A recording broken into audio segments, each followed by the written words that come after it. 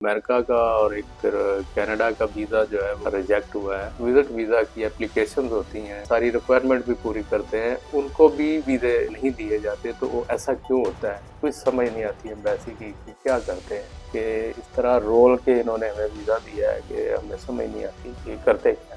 ज़ईफ़ खातून है, कनाडा की पीआर है, अमेरिका में विजिट का प्लान बनाया था, एप्लीकेशन दी तो वो रिजेक्ट कर दी उन्होंने कि आप अगर बॉर्डर पे जा रहे हैं तो पहले तो बड़े मज़े से गुजर जाते थे, आजकल बहुत सवाल जवाब होते हैं, फीस भी लगा दी उन्होंने और इसके अलावा आपके सेल फोन तक सर्च करते हैं। बिस्मिल्लाहिर्रहमानिर्रहीम। दोस्तों, मैं हूं सईद इजाज़ गिलानी, उर्दू कनाडा ऑफिशियल हमारा यूट्यूब चैनल है। कनाडा की immigration, visit visa, student visa और वर्क परमिट वगैरह के बारे में हम आपको मालूमात देते रहते हैं। आज एक बड़ी दिलचस्प गुफ्तगू है। दो हमारे जो दोस्त हैं उनकी वालदा के एक तो अमेरिका का और एक फिर कनाडा का वीज़ा जो है वो किस तरह रिजेक्ट हुआ है, जबकि वो पूरी तरह यानी पीआर भी थी और उनके बेटे जो हैं वो भी सिटीजन थे।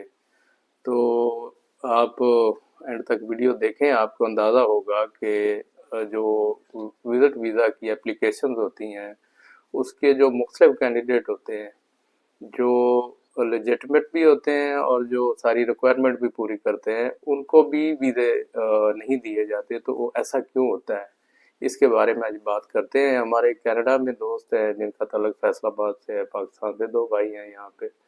तो एक दिन वो बड़े अफसरदा थे। मैंने कहा क्या हुआ? कह रहे मैं पाकिस्तान जा रहा हूँ वापस। तो मैंने कहा क्या हुआ?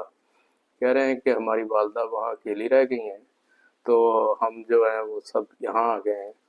तो उनको हम यहाँ पाकिस्तान से कनाडा बुला रहे थे। 2 दफ़ा उनका वीज़ा जो है हर साल यानी हमने अप्लाई किया है तो रिजेक्ट हो गया है। तो अब तीसरी दफ़ा किया हमने, तो देखें क्या बनता है। कुछ अरसे बाद मेरी बात हुई तो कहने लगे कि हमने ना एक लेटर आया था तो मुझे लगता है कि जी वीज़ा नहीं मिलेगा।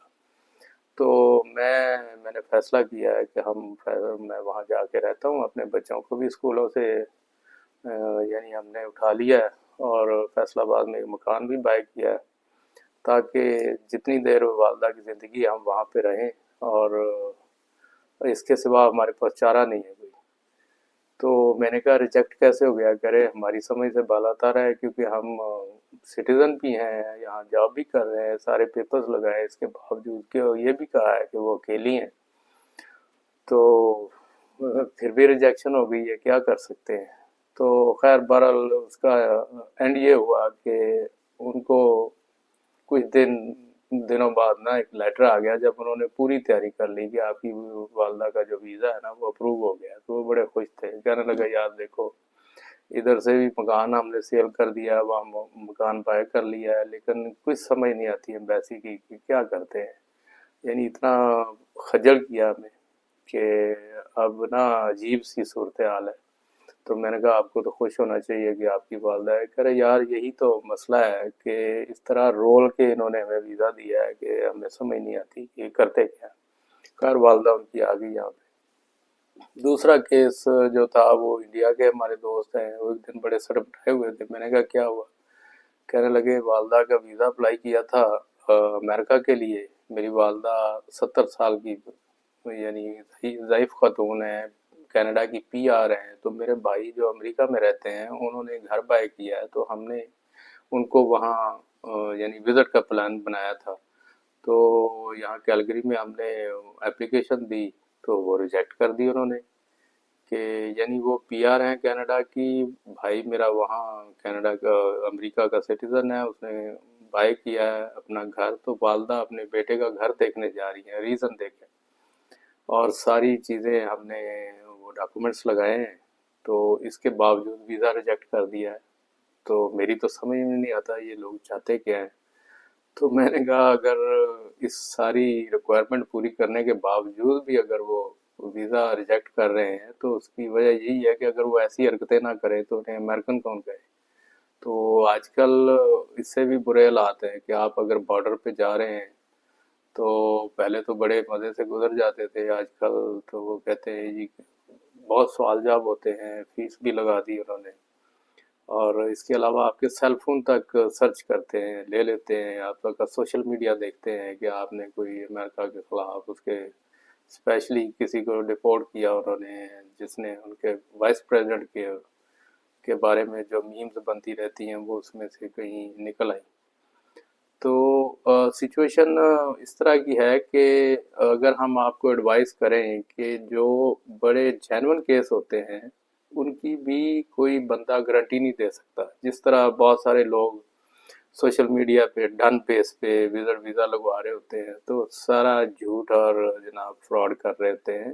کوئی ایسی یعنی کوئی پرائم منسٹر تک جو ہے وہ سفارش کر سکتا ہے، کوئی ایم پی کر سکتا ہے، لیکن وہ جاتے نہیں ہیں اس لیول تک کہ پرسنل نہیں لیتے۔ وہ کہتے ہیں ٹھیک ہے ادارے میں تو ہمارے کام کر رہے ہیں، اور جو ویزا آفیسر ہے وہ اس کی اپنی سیٹسفیکشن ہے، وہ اس کی ریزننگ دیتا ہے، وہ غلط ہو صحیح ہو جو بھی ہے، لیکن یہ ہے کہ کوئی بندہ بھی ان پہ اثر انداز نہیں ہو سکتا۔